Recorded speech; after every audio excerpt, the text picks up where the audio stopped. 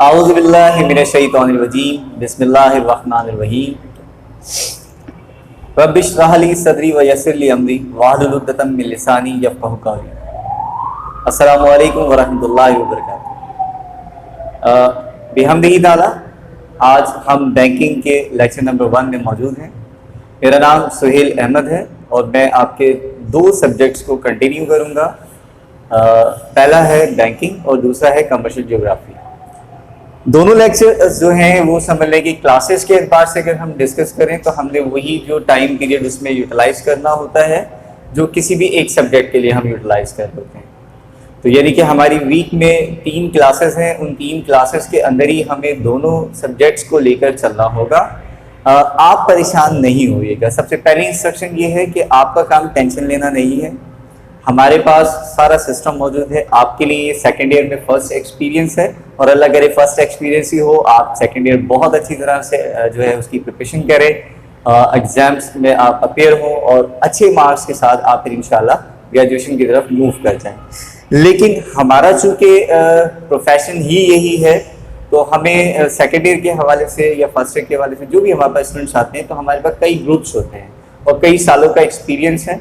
तो हमें हर चीज़ का आपके मुकाबले में बेहतर आइडिया है कि हमने सिलेबस को किस तरह डिवाइड करना है, किस तरह से उसकी क्लासेस कंडक्ट करनी है, कितनी टाइमिंग चाहिए, प्रिपरेशन के एतबार से हमें क्या स्ट्रेटजीज रखनी है, क्लास के स्केल को कैसे रखना है, ये सारी चीज़ें हमें इसका अल्हम्दुलिल्लाह आइडिया है। तो या जब आप हमारे पास आ गए हैं, ट्रस्ट करके क्लास ले रहे हैं, तो आपने सिर्फ ये करना है, अपने अंदर फोकस करना है हमारी इंस्ट्रक्शंस के ऊपर कि आपने इंस्ट्रक्शंस को फॉलो करना है। इंशाअल्लाह ताला मैं आपको इस बात की यकीन दहानी कराता हूँ कि आपकी बहुत अच्छी प्रिपरेशन भी होगी, आपको नॉलेज भी मिलेगी और आप जो है वो अच्छी तरह से अपने एग्जाम्स में सक्सेसफुल होंगे। तो बात चूँकि टाइम डिस्ट्रीब्यूशन के हवाले से हो रही थी, मैंने थोड़ा सा आपको अर्ज किया कि 2 सब्जेक्ट्स हैं लेकिन हमें इसे एक क्लास के हवाले से मैनेज करना होता है। तो उसमें कुछ इस तरह से होता है कि इनिशियली जो है हम कोर्स का वेटेज, हमने जो टॉपिक सेट किए होते हैं उसको सामने रखते हुए, उनका वेटेज रखते हुए सामने हम क्लासेस को डिवाइड कर देते हैं। इनिशियली हो सकता है कि आपके 2 लेक्चर्स वीक के लिहाज से फर्स्ट मंथ में बैंकिंग के हो और एक लेक्चर जो आपका सीजी का हो, कमर्शियल ज्योग्राफी का हो। दोनों ही थ्योरी के सब्जेक्ट्स हैं, ठीक है। और एक बात मैं आपसे यहाँ बहुत इंपॉर्टेंट इसके साथ साथ डिस्कस करना चाहता हूँ कि आम तौर पर कॉमर्स के स्टूडेंट्स हमारे जो हैं वो एक गलती करते हैं। वो गलती ये करते हैं क्योंकि जब वो प्रैक्टिस वाले सब्जेक्ट्स को देखते हैं तो उसमें उन्हें ज़्यादा इंटरेस्ट फील होता है और वो अपनी सारा फोकस जो है वो प्रैक्टिस वाले सब्जेक्ट्स पे लगा देते हैं। जैसे आपके पास सेकेंड ईयर में प्रैक्टिस वाला जो सब्जेक्ट है वो अकाउंटिंग है और स्टैटिस्टिक्स है, जिस तरह आपके पास फर्स्ट ईयर में अकाउंटिंग और बिजनेस मैथ्स था। तो अक्सर बच्चे क्या करते हैं, अपनी एजुकेशन की स्टडी का ज़्यादातर जो टाइम है वो किसको देना शुरू कर देते हैं, अकाउंटिंग को, कि उसकी प्रैक्टिस में मुसलसल लगे हुए और थ्योरी के हवाले से उनको ख्याल उस वक्त आता है कि जब उनका कोई पेपर टाइम करीब आ जाता है। तो आपने ये मिस्टेक नहीं करना क्योंकि तमाम सब्जेक्ट्स के मार्क्स इक्वल हैं। आपको सब में अच्छे मार्क्स लेने हैं। सब में अच्छे मार्क्स लेंगे तो सबके मुताबिक फिर एक एवरेज आपका जो है वो ग्रेड बनेगा या आपका रिजल्ट बनेगा।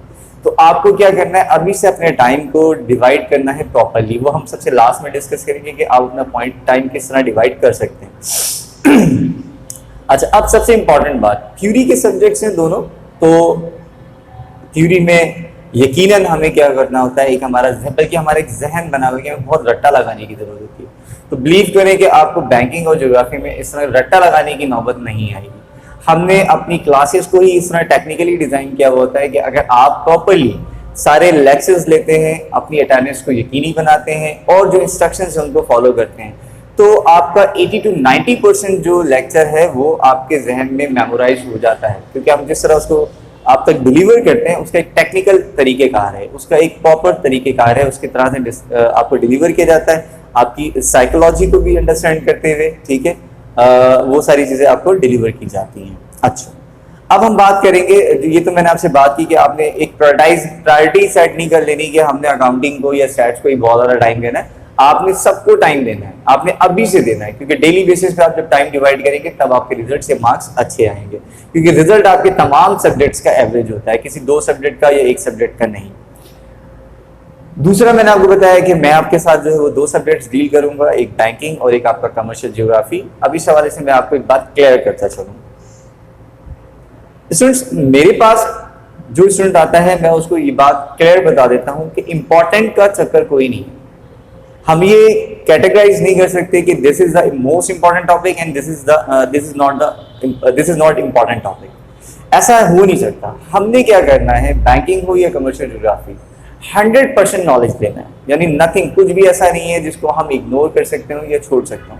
हमने फुल सिलेबस की स्टडी करनी है, ये बात अपने जहन में रखिएगा। कंप्लीट नॉलेज होना चाहिए, क्योंकि पेपर पैटर्न में बैंकिंग के साथ साथ स्पेशली कमर्शियल ज्योग्राफी के हवाले से मैं आपको कमर्शियल ज्योग्राफी के लेक्चर में भी गाइड करूंगा कि इन दोनों सब्जेक्ट्स के हवाले से अगर मैं आपसे डिस्कस करूं तो आप इंपॉर्टेंट की तरफ मत जाएं, इंपॉर्टेंट के बारे में नहीं सोचें। कुछ नहीं पता पेपर में जो है वो कौन सा क्वेश्चन आएगा, कहाँ से आएगा, किस तरह से आएगा। ठीक है, तो हमने कंप्लीट नॉलेज लेना है, ये बात आपने जहन में रखनी है। और साथ साथ एक फर्स्ट ईयर का जो बच्चा है या सेकेंड ईयर का जो बच्चा है उसकी स्किल्स भी इम्प्रूव होनी चाहिए। उसकी जो कुछ ऐसी खास महारतें हैं जो उसके अंदर आनी चाहिए, वो है जैसे कि सबसे इंपॉर्टेंट उसकी राइटिंग स्किल्स, दूसरा है उसकी अपनी टाइम मैनेजमेंट स्किल्स। तो ये सारी, यदि आपको एजुकेशन के साथ साथ आपकी ग्रूमिंग के ऊपर भी हमारे लेक्चर्स में हम काम कर रहे होते हैं। ठीक है, तो वो जब इम्प्रूव होंगी तो आपको फिर पता लगेगा कि यार एक मैट्रिक के लेवल का जो स्टूडेंट होता है उसका जो स्केल होता है वो अलग होता है, और जो एक इंटरमीडिएट स्टूडेंट होता है उसका स्केल अलग होता है। इस तरह ग्रेजुएशन का जो स्टूडेंट होगा उसका यकीनन उसकी स्किल्स और एबिलिटीज ज़्यादा होनी चाहिए। आइए हम सबसे पहले चलते हैं बैंकिंग के हवाले से डिस्कस करते हैं कि आपका पेपर पैटर्न क्या होगा, पेपर में मार्क्स की डिस्ट्रीब्यूशन किस तरह से हो रही होगी। सबसे पहले मैं आपको बताता चलूं कि आपके जितने भी सब्जेक्ट्स हैं, ठीक है, उन तमाम सब्जेक्ट्स में 3 सेगमेंट्स हैं। 3 ही सेगमेंट्स आपको तमाम सब्जेक्ट्स मिलेंगे पेपर पैटर्न के हवाले से। ये पहला सेगमेंट है आपका एमसीक्यूज का, दूसरा सेगमेंट जो है वो आपका शॉर्ट क्वेश्चंस एंड आंसर्स का है, और तीसरा जो है वो है आपका लॉन्ग क्वेश्चंस का। गो के ये ठीक है कि बहुत सारे सब्जेक्ट्स में आपको मार्क्स की डिस्ट्रीब्यूशन डिफरेंट नजर आएगी, कहीं शॉर्ट क्वेश्चन के मार्क्स कुछ और हैं, कहीं किसी सब्जेक्ट में शॉर्ट क्वेश्चन के मार्क्स कुछ और हैं। जैसे कि फर्स्ट ईयर में भी आप एक्सपीरियंस कर चुके हैं कि फर्स्ट ईयर में जो है वो आपका प्रिंसिपल ऑफ कॉमर्स की मार्क्स ऑफ डिस्ट्रीब्यूशन कुछ और होती है, इकोनॉमिक्स की कुछ और होती है। तो डिस्ट्रीब्यूशन ऑफ मार्क्स जो यहाँ पर है वो भी थोड़ी सी मुख्तलिफ है, लेकिन मैं आपको एक्सप्लेन कर देता हूँ। एमसीक्यूज तो आपको पता है कि वही होते हैं कि आपको एक स्टेटमेंट या एक छोटा सा क्वेश्चन दिया जाता है जिसके कुछ ऑप्शंस दे दिए जाते हैं आंसर्स के लिए, और उसमें कोई एक करेक्ट आंसर होता है जो कि आपको सिलेक्ट करना होता है। तो इस तरह आपके टोटल 16 एमसीक्यूज हैं जो कि बैंकिंग में आपको अटेम्प्ट करने होंगे, और उसमें से हर एक एमसीक्यू जो है वो सिंगल मार्क्स का है, 1 मार्क्स का है।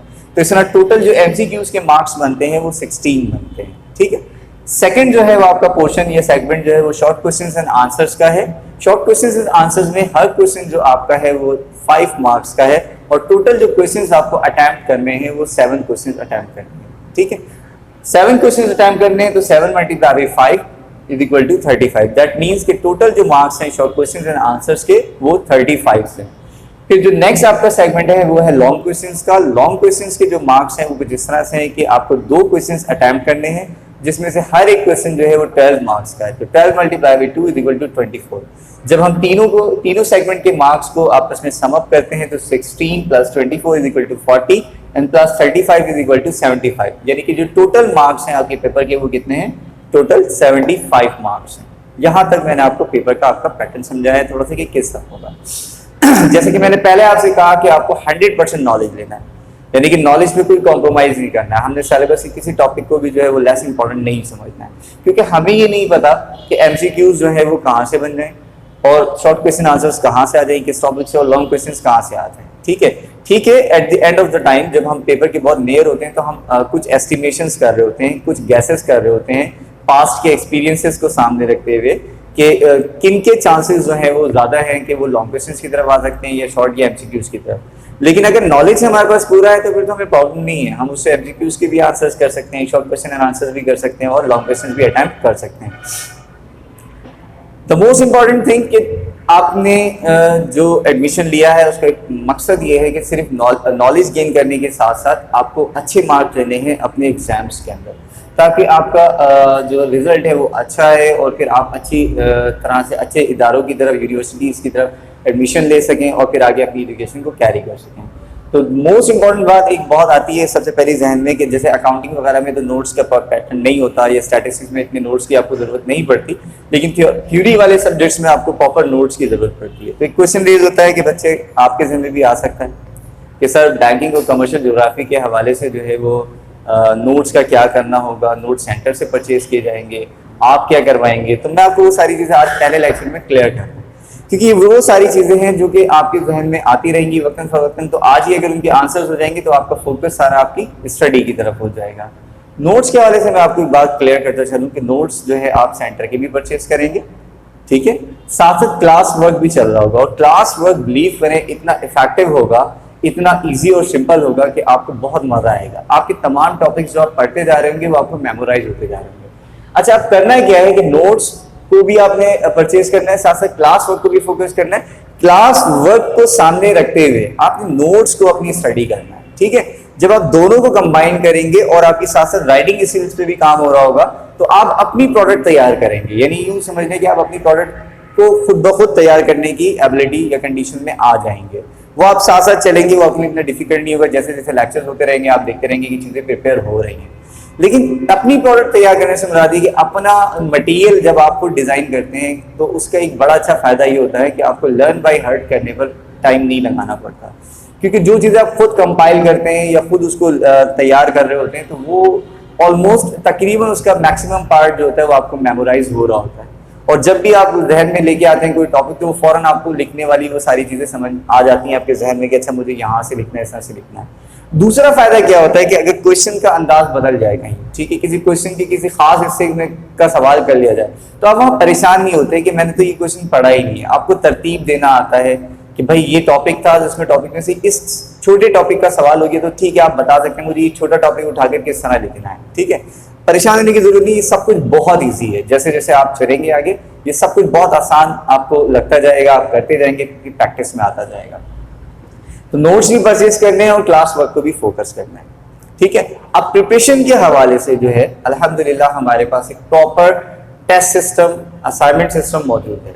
वो भी टेक्निकली डिजाइन किया गया है। वीकली और मंथली टेस्ट हैं। वीकली टेस्ट के अंदर ये होता है कि वीकली जो क्लासेस हो रही होती हैं उन क्लासेस के से रिलेटेड आपको असाइनमेंट दिए जाते हैं। पहला स्टेप ध्यान में रखिएगा, वो असाइनमेंट जब आप कर लेते हैं तो आप खुद ब खुद आपकी तैयारी वीकली टेस्ट के लिए हो जाती है। जब वीकली टेस्ट की आपकी तैयारी हो जाती है तो फिर आपको टेस्ट अटेम्प्ट करने में कोई प्रॉब्लम नहीं आती, आप टेस्ट दे लेते हैं फौरन। वो होते हैं छोटे छोटे टॉपिक्स के टेस्ट।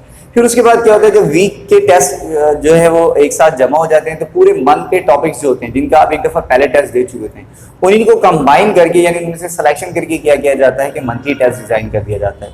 तो फिर क्या होता है कि वो एक बार फिर रिपीट हो जाता है। तो असाइनमेंट के जरिए आपकी वीकली टेस्ट की तैयारी हो जाती है, वीकली टेस्ट के जरिए आपकी मंथली टेस्ट की तैयारी हो जाती है। और फिर इसी तरीके से आपकी जो मिड टर्म की तैयारी, तमाम मंथली टेस्ट की तैयारी अगर आपकी प्रॉपर है तो मिड टर्म की तैयारी खुद ब खुद हो जाती है। इसी तरीके से फिर मिड टर्म के बाद का जो सेशन होता है वो कंटिन्यू होता है। फिर आपके मंथली टेस्ट होते हैं, फिर तमाम सर टेस्ट को कंबाइन करके आपके प्रीलिम्स हो जाते हैं या फाइनल आप उसको एग्जाम्स कहना है।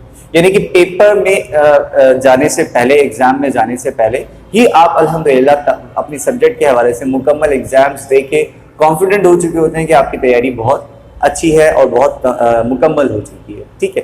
तो ये है वो प्रोसीजर जिसको आपने सिर्फ फॉलो करना है। आपने टेंशन नहीं लेनी, आपने मैकेनिज्म बना हुआ है, जस्ट उसको फॉलो करते रहना है।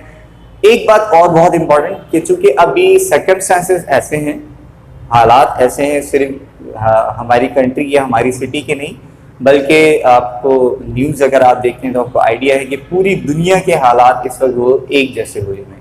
जहाँ पे कहीं भी फिजिकल गैदरिंग्स करना, सोशल गैदरिंग्स करना, किसी भी तरह की गैदरिंग करना जो है वो यकीनन हमारे लिए, हमारी सेहत के लिए ख़तरनाक हो सकता है, क्योंकि COVID-19 यानी कोविड-19 के हवाले से ये स्प्रेड होता है एक जगह से दूसरी जगह। तो ऑब्वियसली प्रैक्टिकल क्लासेस कंडक्ट करना इस वक्त जो पॉसिबल नहीं है। तो लेकिन ज़िंदगी रुकती नहीं है, हम कभी भी अपने आप को डिपेंडेंट करके सारी चीज़ों को छोड़ नहीं सकते। हमें यकीनन इन हालात से मुकाबला भी करना है, हमें फाइट भी करनी है और अपने लिए सॉल्यूशंस निकालने हैं। तो अभी आपके पास बेस्ट सॉल्यूशन जो है वो है आपकी ऑनलाइन लेक्चर्स। ऑनलाइन लेक्चर्स के हवाले से भी अल्हम्दुलिल्लाह हमने एफर्ट्स की, तो हमने इसको इफेक्टिव बनाया, यानी कि हमने इसको इक्विवेलेंट आपको वही अफादियत मिल सके, वही फ़वाइद मिल सकें जो प्रैक्टिकल क्लासेस के होते हैं। तो जो बैरियर्स आते हैं, जो उसमें रुकावटें आती हैं, जो मसाइल आते हैं ऑनलाइन लेक्चर्स के, उसको हमने काफ़ी हद तक क्या किया है, वो मैक्सिमम हमने ट्राई किया कि हम उसको ख़त्म कर दें और उसको हम ऑलमोस्ट जो है फ़ायदेमंद बना दें, उतना ही फ़ायदेमंद जितना कि एक फ़िज़िकल लेक्चर आप अटेंड कर रहे होते हैं। मैं आपको थोड़ा सा डिफरेंस बताता हूँ। अनीस हुसैन का जो पहला कदम है ऑनलाइन लेक्चर के हवाले से, उसमें हमने कॉम्प्रोमाइज़ नहीं किया क्वालिटी के ऊपर।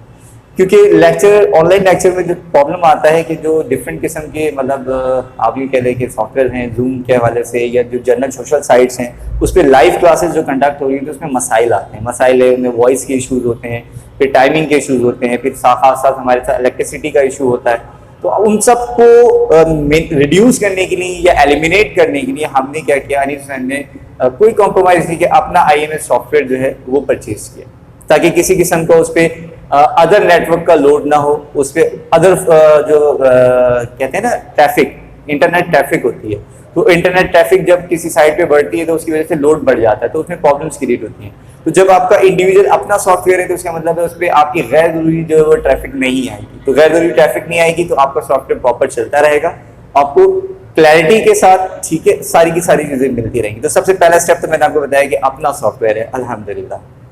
सेकेंड ये कि जो ऑनलाइन क्लासेस में एक इशू आता है वो ये आता है कि सर अगर कोई बात समझ में नहीं आई तो हम क्या करें। देखिए इसमें आपको अगर इसी के ऑन दी अदर हैंड में आपको क्या बताऊँ, एक बड़ा अच्छा एडवांटेज है कि सॉफ्टवेयर में आपके पास ऑप्शन है कि आप जो वीडियो देख रहे हैं, जो आप लेक्चर देख रहे हैं, उसको आप अपनी ज़रूरत के मुताबिक जहां आपको लगता है कि मुझे ये बात दोबारा सुननी है तो आप उसको रिवाइंड भी कर सकते हैं, आप उसको पॉज भी कर सकते हैं, अगर किसी चीज़ को कॉपी करना चाहते हैं आप उसको आगे की तरफ फॉरवर्ड भी कर सकते हैं। तो ये एक बड़ा अच्छा ऑप्शन है आपके पास कि जो फिजिकल लेक्चर से ज़्यादा अच्छा ऑप्शन है, ठीक है। सेकंड ये कि अगर कोई क्वेश्चन रह जाता है कि जो आप पूछना चाहते हैं तो उसमें भी आपको कोई प्रॉब्लम नहीं आएगी इंशाल्लाह ताला, क्योंकि उसका तरीक़ेकार ये है कि व्हाट्सएप के ऊपर जो है वो कम्युनिकेशन का एक पैटर्न बनाया गया है टीचर्स के साथ, तो आप वो रेलिवेंट जो भी आपका लेक्चर है उससे रेलिवेंट जो भी आपका क्वेश्चन है वो आप टीचर से बराह रास्त कम्युनिकेट करके वो क्वेश्चन अपना पूछ सकते हैं। वो आपको इंशाल्लाह तमाम टीचर्स की ये पूरी कोशिश है कि हम अपनी जिम्मेदारी को फुलफिल करें और आपको टाइमली जो है वो रिस्पॉन्ड करके आपके जो भी कंफ्यूजन्स हैं या जो आपके क्वेश्चंस हैं उसको हम आंसर करें, ठीक है। तो अब इन सारे स्टेप्स की वजह से, अच्छा मैं ये सारी बातें क्यों डिस्कस कर रहा हूँ, इसलिए ताकि आपको अभी से आइडिया हो जाए कि आपने करना क्या है, ठीक है। आगे जाके जो चीजें आने वाली हैं वो हम पहले से आपको बता रहे हैं कि आपको किस तरह से उन्हें लेके चलना है ताकि प्रॉब्लम्स क्रिएट ही ना, हमारा टाइम मैक्सिमम स्टडी की तरफ जाए ना कि प्रॉब्लम को सॉर्ट आउट और सॉल्यूशंस की तरफ। ये मैंने आपको सॉफ्टवेयर के हवाले से भी बता दिया, ऑनलाइन क्लासेस और फिजिकल क्लासेस के डिफरेंसेस के हवाले से भी बता दिया। अच्छा अब क्या है कि आपने सेम जो है क्या कहते हैं, मैंने जो आपसे अर्ज किया कि पहले मैंने आपको पेपर पैटर्न बताया, फिर मैंने आपको बताया कि आपका जो है आपने प्रिपरेशन किस तरह से करनी है, नोट्स कैसे परचेज करने हैं और फिर कब क्लास वर्क किस तरह से होगा। क्लास वर्क के हवाले से मैं आपको थोड़ा सा और टाइम डिस्ट्रीब्यूशन के हवाले से थोड़ा सा लास्ट में और गाइड करते चलूँ कि क्लास वर्क में आपको जितने भी टॉपिक्स करवाए जा रहे होंगे वो बड़े अच्छे अंदाज में पॉइंट वाइज करवाए जा रहे होंगे। जब आप पहला लेक्चर यानी दूसरा लेक्चर जब हमारा कंडक्ट मैं करूंगा तो आपको आइडिया हो जाएगा कि किस तरह डेफिनेशंस आपको मेमोराइज हो रही है, पॉइंट्स में किस तरह से। उन पॉइंट्स को सिर्फ आपने थोड़ी सी राइटिंग स्किल्स के लिहाज से, उर्दू मीडियम वाले उर्दू में और इंग्लिश मीडियम वाले इंग्लिश में, थोड़ा सा अगर उनके लिखने का अंदाज बेहतर हो जाए तो उन पॉइंट्स को तरतीब देंगे तो आपके पास अपने नोट्स कंपाइल होते हुए चलेंगे। अब क्या करना है, टाइम डिस्ट्रीब्यूशन कैसे करनी है, सिंपल है। आप डेली एटलीस्ट अपने घर में ये तय कर लें कि मैंने शुरू से डे फर्स्ट से 2 से 3 घंटे यानी 2 to 3 आवर्स जो है मैंने अपनी स्टडी को रोजाना की बुनियाद पर देने हैं। उन 3 आवर्स के अंदर आप डिस्ट्रीब्यूशन कर लें कि मैंने जो है वो लेट्स सपोज 45 मिनट्स जो हैं वो अकाउंटिंग की प्रैक्टिस के लिए रखे हैं, 45 मिनट्स मैंने स्टैटिस्टिक्स की प्रैक्टिस के लिए रखे हैं और उसके बाद जो रिमेनिंग टाइम है वो मैंने क्या किया है, वो मैंने अपने थ्योरी वाले सब्जेक्ट्स के लिए रखे। थ्योरी के फिर डेज बना लें आप। थ्योरी में आप यूँ कर लें कि एक दिन 2 सब्जेक्ट्स रख लें, फिर अगले दिन 2 सब्जेक्ट्स रख लें, फिर अगले दिन 2 सब्जेक्ट्स रख लें। इस तरह आपकी क्या होगा, हर सब्जेक्ट की तैयारी जो है वो डेली बेसिस पे होती हुई चल रही होगी, ठीक है। तो टाइम डिस्ट्रीब्यूशन आपने लाजमी करनी है। मैं आपको क्लियर कह रहा हूँ कि अगर आपको अच्छा रिजल्ट चाहिए तो एटलीस्ट 3 आवर्स की स्टडी आपने घर पे करनी है हर हाल में, ठीक है। इस पर कोई कॉम्प्रोमाइज नहीं होगा। आज हमने टोटल इंट्रोडक्शन किया है कि क्लास को किस तरह से लेके चलना है, किस तरह से आपकी पेपर होगा, किस तरह आपकी तैयारी होगी। होपफुली कि आपको ये क्लियर हो गया होगा। इंशाल्लाह नेक्स्ट सेशन में मुलाकात होती है बैंकिंग की, इंशाल्लाह हम प्रॉपर डेफिनेशन इंट्रोडक्शन करेंगे। Thank you very much. अस्सलाम वालेकुम।